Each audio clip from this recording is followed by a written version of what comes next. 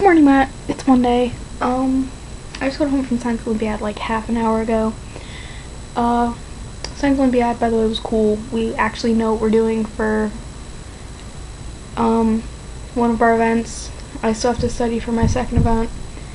And then my third event, which is, ecology, which ironically is my first event. As in it's the first chronologically that's going on. I'm like boss at ecology. However, the guy I'm working with on it knows nothing about it. Amazing, and I've been thinking a lot about recently nostalgia. I was originally gonna make this whole long video on it, but as I turned the camera on, I forgot everything I was going to say about it. So, just going through this, nostalgia is basically like the remembrance and longing for the past, which is a really cool thing in itself.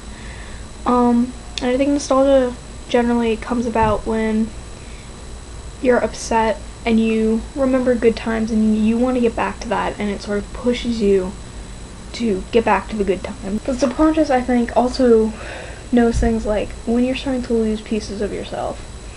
And that's another way nostalgia can come into hand, because it will,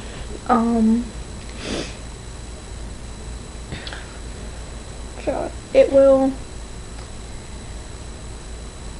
show you the parts of yourself that you're missing, and you'll remember it, and you'll be like, oh my god, I can't believe I forgot this. Like, I have this piece of cardboard up on the wall that just, like, my friend signed it when I was leaving my school, and I completely forgot the thing existed.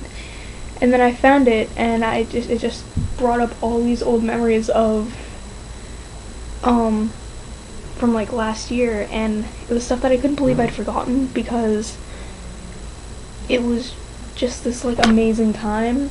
And so now I've been remembering that all day. I like stuff like that can just have, it has so many memories attached to it, so many side feelings. Like, Looking for Alaska, apart from being an amazing book, has so many other things for me just sort of like tied into it, especially like with the main point of like what happens with Alaska actually sort of came into effect quite recently in my life. I think in November this happened. So one of my friends, but we weren't really that close. We used to talk every day because she was on my bus. We weren't really close friends. We were like acquaintances, pretty much. She was in a car accident and she died.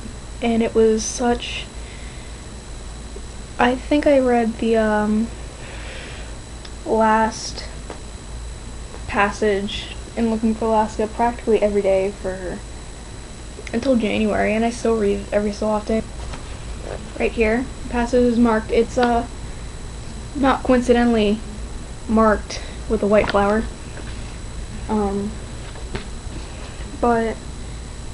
And I think you can see that I read it every day, especially with how the cover is back here. And it sort of, it helped me sort of get a better perspective about it, about what had happened, and what helped me sort of get a better grasp on everything, because she was the first person that I knew that had died. And that's a really big thing.